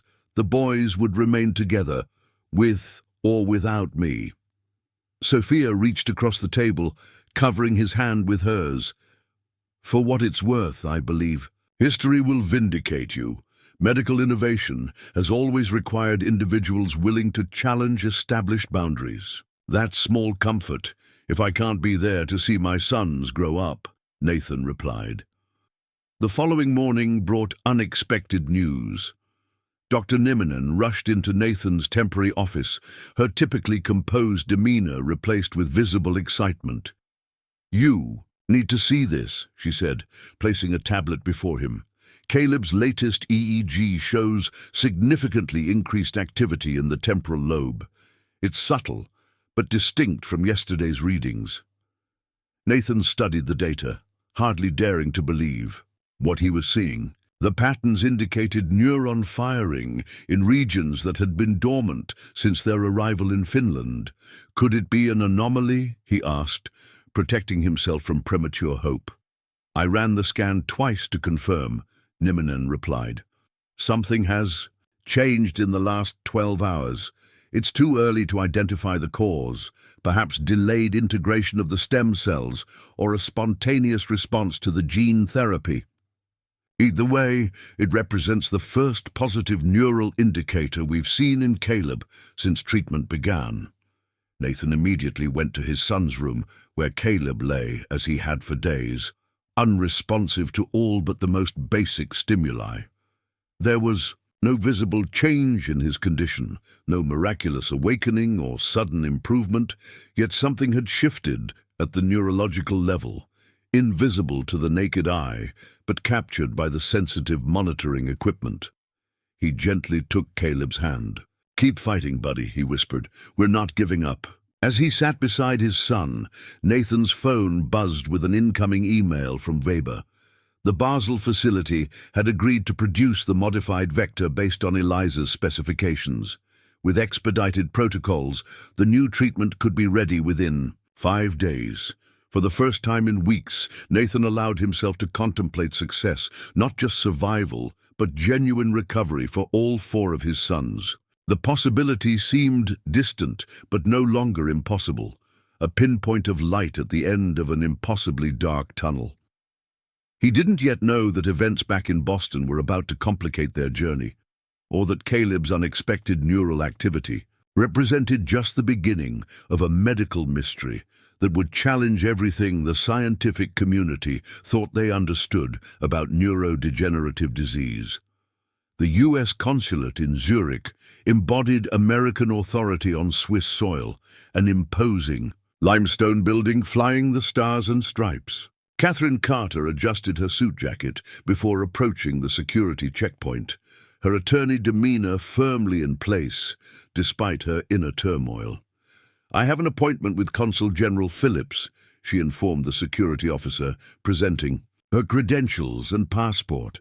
After being escorted through marble hallways to a well-appointed office, Catherine found herself facing a man whose silver hair and Brooks Brothers suit screamed career diplomat. "Ms. Carter," Consul General William Phillips greeted her, rising from behind his desk. "I must say, your brother has created quite a diplomatic situation." "That's precisely why I'm here," Catherine replied, maintaining professional composure. "The media portrayal of my brother's actions has been wildly distorted. I'd like to present the facts before the State Department takes any official position on this matter." Phillips gestured for her to continue, his expression careful neutrality. Catherine placed a thumb drive on his desk. "This contains comprehensive medical data on my nephews, the quadruplets at the center of this controversy. It includes brain scans, enzyme-level measurements, and developmental assessments documenting their progression before and after treatment." She opened her briefcase, extracting a folder of photographs. "These are Mason, Ethan, Lucas, and Caleb 6 months ago, shortly after my brother adopted them. All 4 were showing signs of neurological deterioration consistent with Batten disease. The photos showed 4 identical toddlers, their movements visibly uncoordinated, expressions vacant or confused. And these," she continued, placing another set of photos beside the first, "were taken last week. Mason now speaks in complete sentences and displays cognitive function at age-appropriate levels. Ethan and Lucas show significant improvement in motor skills and verbal development. Only Caleb continues to struggle, though recent scans indicate potential neurological improvement. Phillips studied the images, his diplomatic mask slipping slightly as he registered the dramatic difference. "I appreciate this information, Ms. Carter, but it doesn't address the regulatory violations or your brother's decision to flee U.S. jurisdiction." "My brother didn't flee," Catherine corrected firmly. "He sought medical treatment unavailable in the United States due to bureaucratic barriers, treatment that has demonstrably saved 3 children's lives and may yet save the 4th. The FBI has issued warrants based on allegations from Frederick Westfield, whose professional rivalry with my brother spans 2 decades, Catherine interrupted. The same Frederick Westfield, whose research funding was redirected to the Carter Institute last year after his own projects failed to show results. Phillips raised an eyebrow. "You're suggesting personal vendetta?" "I'm stating it explicitly," Catherine confirmed. "Dr. Westfield has orchestrated this entire situation, blocking the compassionate use application, feeding false information to the press, and pressuring the FBI to pursue charges that have no merit in any rational examination of the facts." Leaned forward. "Consul General, my brother has saved countless lives as a surgeon. Now he's saving his own children using treatments he developed. The notion that this constitutes child endangerment is not just false, it's absurd." Phillips was silent for a moment, then sighed. "What exactly are you asking of me, Ms. Carter?" "2 things. First, access to Nathan's frozen U.S. assets. The treatments are expensive, and his financial resources have been restricted by the ongoing investigation. And second, use your influence to request an independent review of the evidence against my brother, not by Westfield's allies at Massachusetts General, but by neutral parties with no stake in this professional rivalry." Phillips studied her for a long moment. "You understand, I have limited authority in a criminal investigation." "I understand you have considerable influence as the senior American diplomat in Switzerland," Catherine countered, "and that the State Department generally prefers to avoid international incidents involving American citizens seeking medical care for terminally ill children." A hint of a smile crossed Phillips's face. "You argue your case persuasively, Ms. Carter. I'll see what can be done." As Catherine departed the consulate, her phone buzzed with a text from Nathan. "Caleb opened his eyes, recognized me, called me Dada." Meanwhile, in Helsinki, Nathan couldn't tear himself away from Caleb's bedside. After weeks of minimal responsiveness, the boy had awakened that morning with surprising clarity in his eyes, focusing on Nathan's face for the first time since their arrival in Europe. "The EEG confirms increased neural activity," Dr. Niemanen reported, studying the monitors beside Caleb's bed. "It's spreading from the initial hotspot in the temporal lobe to adjacent regions. Whatever sparked this change, it's continuing." "Could it be the stem cells?" Nathan asked, gently stroking Caleb's hair as the boy drifted between wakefulness and sleep. "Possible, but unlikely to produce such rapid changes after weeks of minimal response." Niemanen frowned thoughtfully. "Has anything else changed in his treatment protocol?" Nathan considered the question. "Mason insisted on seeing him yesterday. They spent about an hour together, Mason reading from a picture book while Caleb was still unresponsive." Niemanen's expression sharpened with interest. "Physical contact?" "Yes, Mason held his hand the entire time.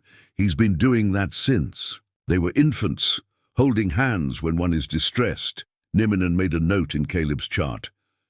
"I'd like to run some additional tests. There's a phenomenon in identical twins called biosynchrony, where physiological states can affect each other through mechanisms we don't fully understand. It's rarely studied in higher-order multiples like quadruplets. You think Mason's presence triggered something in Caleb?"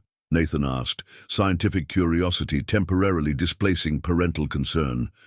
I think we shouldn't discount any possibility, especially with genetically identical patients demonstrating such varied responses to the same treatments.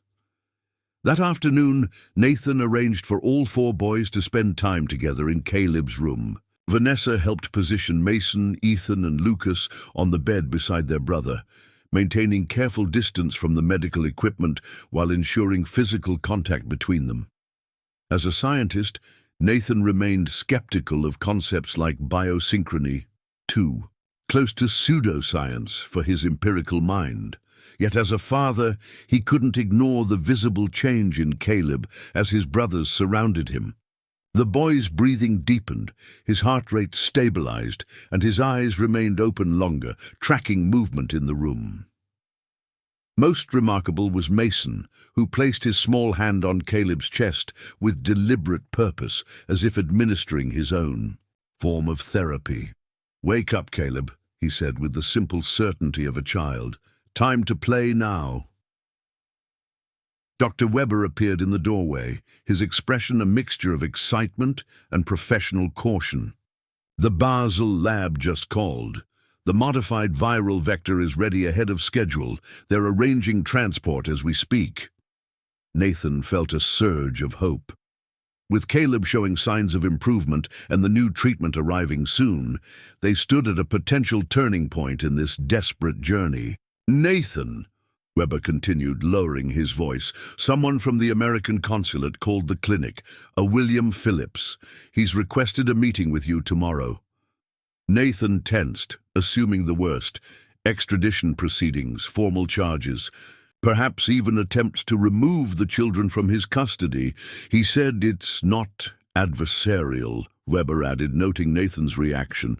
"In fact, he specifically mentioned that your sister made a compelling case." Before Nathan could process this unexpected development, alarms began blaring from Caleb's monitoring equipment. The boy's body stiffened, back arching as a seizure took hold. Nathan immediately moved his other sons away, medical training overriding. Parental panic as he rolled Caleb onto his side and called for emergency medication. The next hours passed in a blur of medical interventions and tense monitoring. The seizure, more severe than previous episodes, eventually subsided, but left Caleb exhausted and once again unresponsive. The brief window of improvement had closed as suddenly as it had opened. "This is the paradox of neural regeneration," Niminen explained as they reviewed the post-seizure scans.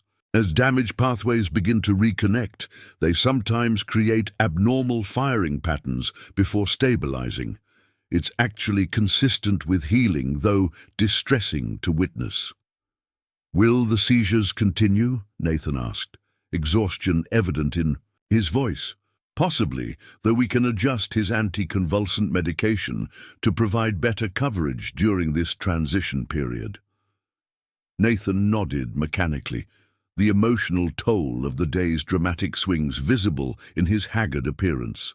After confirming Caleb was stable, he retreated to the small office the clinic had provided him, where he found an unexpected visitor waiting.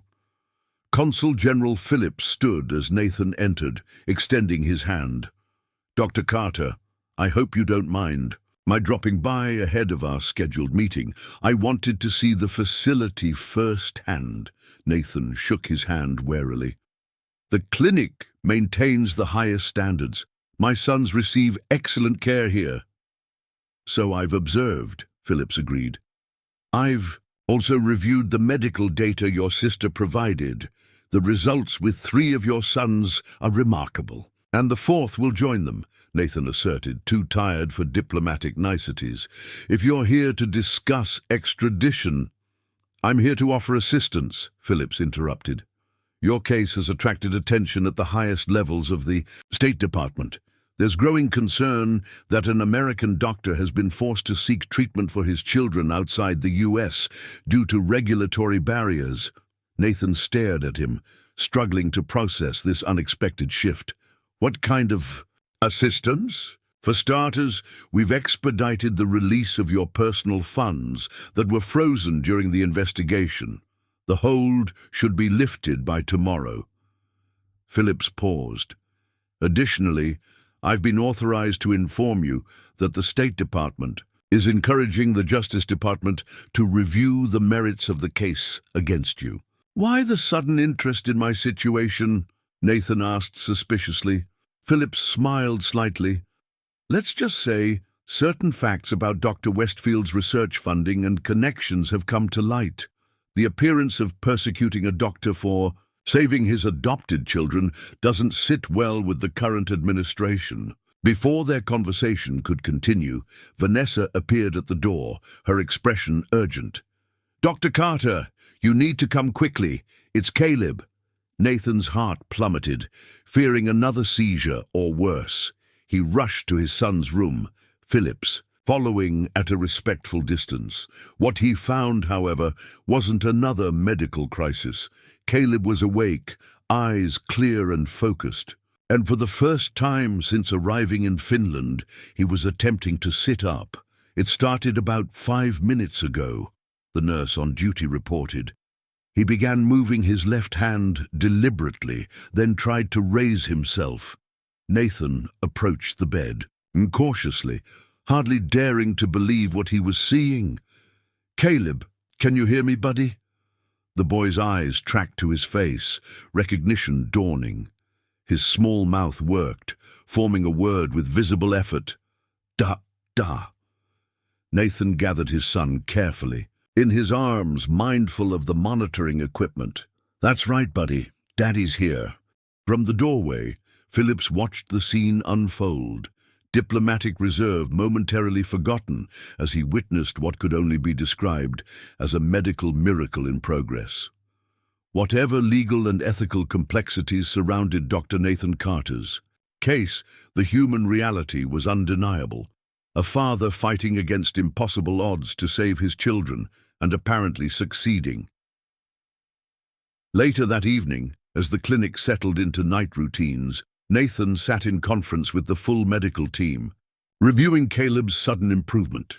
His EEG patterns have fundamentally reorganized, Nemenon reported, displaying comparative scans. The damaged areas are showing connectivity patterns consistent with neural regeneration. It's as if his brain has found alternative pathways around the affected regions. Could it be the combination of treatments, Dr. Weber suggested? The gene therapy provided the enzymatic foundation, while the stem cells created potential for new neural connections. That doesn't explain the timing, Nathan countered. Why now, weeks after both interventions, with no significant change? In his regimen, Sophia Martinez, who had been quietly observing, spoke up. What about Mason? You mentioned he spent time with Caleb just before the initial improvement. The room fell silent, medical professionals uncomfortable with suggestions that veered from established scientific paradigms. I know how it sounds, Sophia continued, but we're dealing with quadruplets, 4 genetically identical individuals with a shared neurological condition, but dramatically different responses to treatment. Perhaps there's something we're missing. In their interaction, Nathan recalled Mason's determined little hand on Caleb's chest, his simple command, "Wake up, Caleb, time to play now." The memory sent a chill of possibility through him. Monitor them together, he decided. Controlled periods where all 4 interact with comprehensive neurological readings before, during, and after. If there's any physiological effect, I want it documented. As the meeting concluded, Nathan found himself facing a future suddenly rich with possibilities that had seemed impossible just days before. The Basel treatment would arrive tomorrow. Caleb had shown his first significant improvement. The U.S. government was unexpectedly shifting from adversary to potential ally. For the first time since their diagnosis, Nathan allowed himself to imagine all 4 boys growing up together, running, playing, learning, living lives unburdened by the terminal diagnosis that had nearly claimed them. Whether through cutting-edge medicine, the mysterious connection between identical siblings, or some combination of factors science had yet to fully understand, the impossible was becoming possible. Yet, even as hope bloomed, Nathan remained acutely aware of how fragile their progress remained, and how many obstacles still stood between their current reality and the future he envisioned. 1 year later, the grand amphitheatre of the Sorbonne University in Paris hummed with anticipation. Medical professionals from around the world had gathered for the International Conference on Neurological Regeneration. Its attendance swelled by rumors that Dr. Nathan Carter would present the complete findings from what many now called the quadruplet miracle. In the front row, 4 identical 5-year-old boys sat beside their Aunt Catherine, dressed in matching navy suits with differently colored ties, blue for Mason, green for Ethan, yellow for Lucas, and red for Caleb. They fidgeted with the typical restlessness of children their age, showing no outward signs of the terminal illness that had once threatened their lives. Behind the podium, Nathan adjusted his notes, still finding it surreal to be addressing colleagues as a respected researcher, rather than a fugitive. The past year had transformed not just his family's reality, but his professional standing as well. "Ladies and gentlemen," he began as the room quieted, "1 year ago, I stood before a different audience, the medical ethics board that had been convened to evaluate my actions in pursuing unauthorized treatments for my adopted sons. Today, I stand before you not to defend those actions, but to share their results and the unexpected discoveries they yielded." The large screen behind him displayed brain scans labeled with dates and names.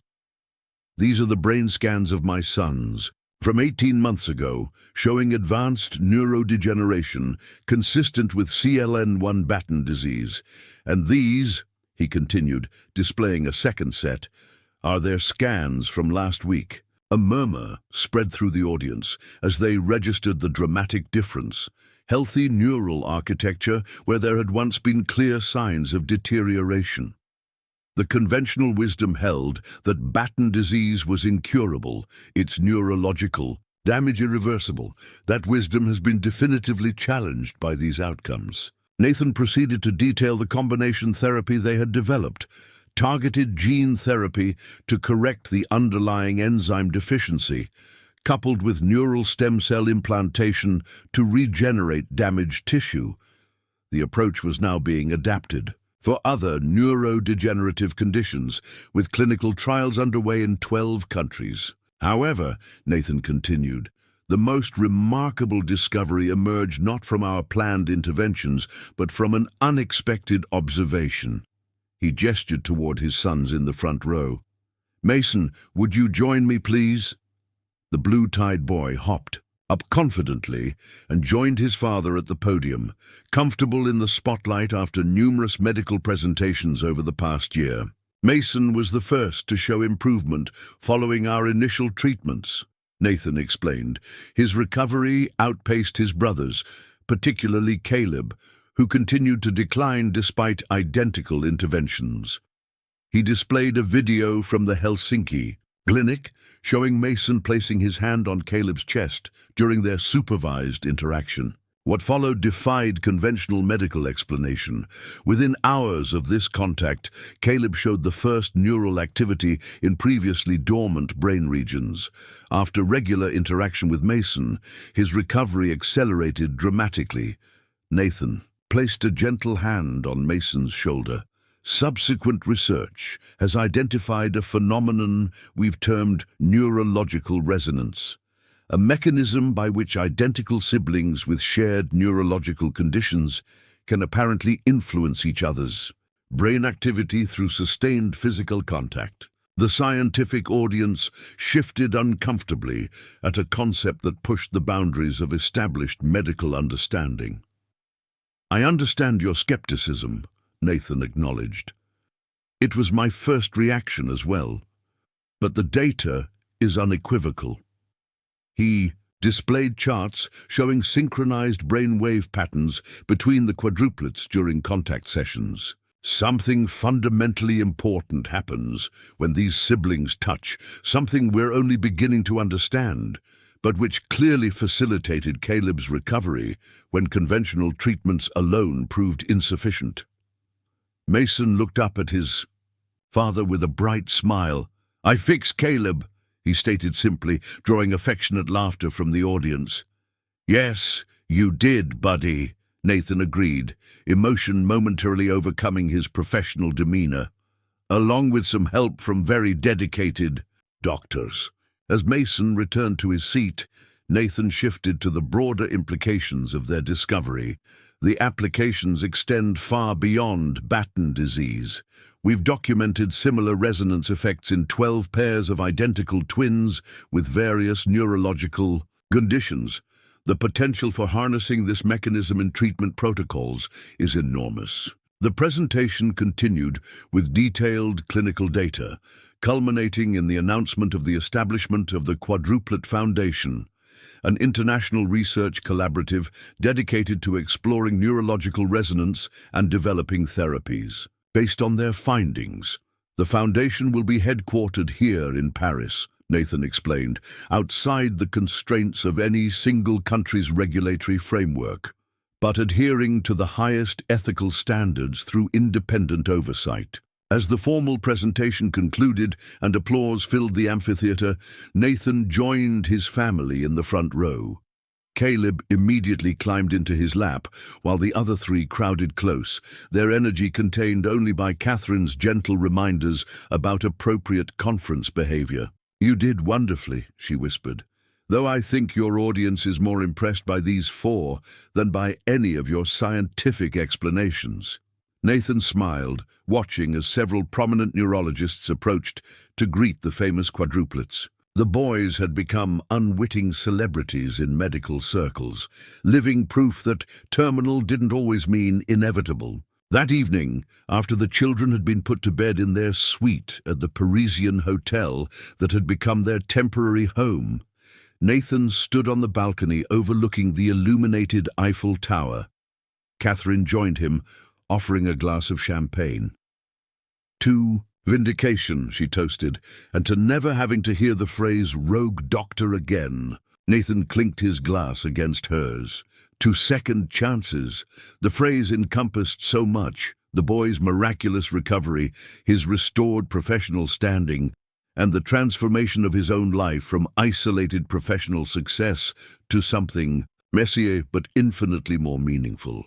"Have you thought about what comes next?" Catherine asked. "Now that the foundation is established and the boys are stable?" Nathan contemplated the question. The past year had been a whirlwind of medical monitoring, research documentation, and legal battles. The charges against him had eventually been dropped after an independent review concluded his actions had been medically justified given the circumstances. The hospital board that had once suspended him now regretted the hasty decision, though Nathan had declined their offer to return to his former position. "Boston Memorial called again yesterday," he said. "They've proposed naming the new pediatric neurology wing after the boys." Catherine raised an eyebrow. Quite a change from when they were distancing themselves from the scandal. "Success has many friends," Nathan observed without bitterness. The vindication of his approach had transformed former critics into eager supporters, something he viewed with wry amusement rather than resentment. "And Westfield?" Catherine asked. "Resigned from Mass General after the funding irregularities came to light. Last I heard, he's at a small practice in Phoenix." Nathan shrugged. "It seems petty to care about that now." Their conversation was interrupted by the sound of small feet padding across the suite. Mason appeared in the doorway, blanket trailing. Behind him, "Daddy, Caleb had a bad dream," he reported solemnly. "He needs you." Nathan immediately set down his glass and followed Mason to the bedroom where all four boys shared a massive king bed. Caleb sat in the middle, tears streaking his face. The moment he saw Nathan, he reached out with both arms. "Hey, buddy," Nathan soothed, gathering his son close. "What's going on?" "I dreamed I was lost," Caleb whispered. "I couldn't find you, or Mason, or anybody." "That sounds scary," Nathan acknowledged. "But look, we're all right here." As if on cue, Ethan and Lucas, awakened by the commotion, scooted closer, creating a protective circle around their brother. Mason completed the formation, placing his hand on Caleb's back in the gesture that had become second nature. "See? Nobody's lost," Nathan assured him. "We're all together." Catherine watched from the doorway as the five of them formed a tight unit, the quadruplets and the father who had risked everything to save them. Sometimes, in moments like this, she still marveled at the transformation in her brother, from the driven, emotionally detached surgeon to this devoted father whose world revolved around four identical boys. "Uncle Vernon called again," she said quietly, when Nathan eventually extracted himself and rejoined her, the boys having drifted back to sleep in their puppy pile of limbs and blankets. Nathan's expression tightened slightly. Their uncle had reached out repeatedly since the boys' recovery had made international headlines, attempting to reconnect with the nephew he'd barely spoken to in years. What did he want this time? The usual.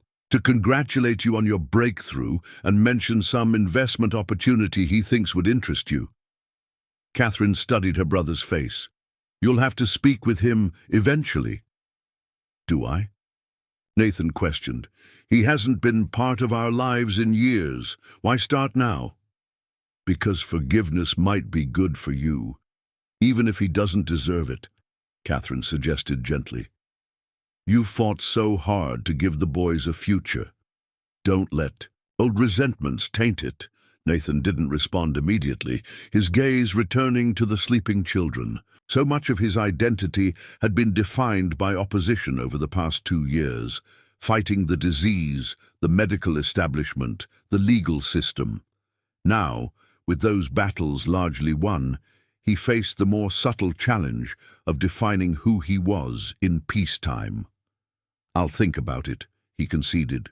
"But my priority remains the same, giving them the most normal childhood possible, despite everything they've experienced."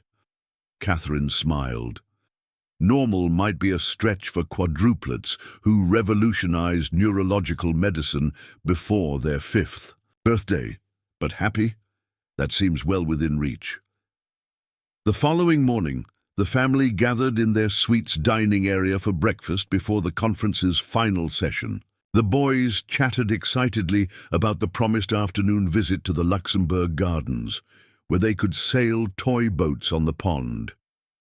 As Nathan helped Caleb cut his pancakes, the youngest quadruplet still occasionally needing assistance with fine motor tasks, he marveled at how ordinary this moment felt, how easily they had settled into family routines that once seemed impossible. "Daddy," Mason announced with the authority of the unofficial quadruplet leader, "when we go home, I want to help other kids like us."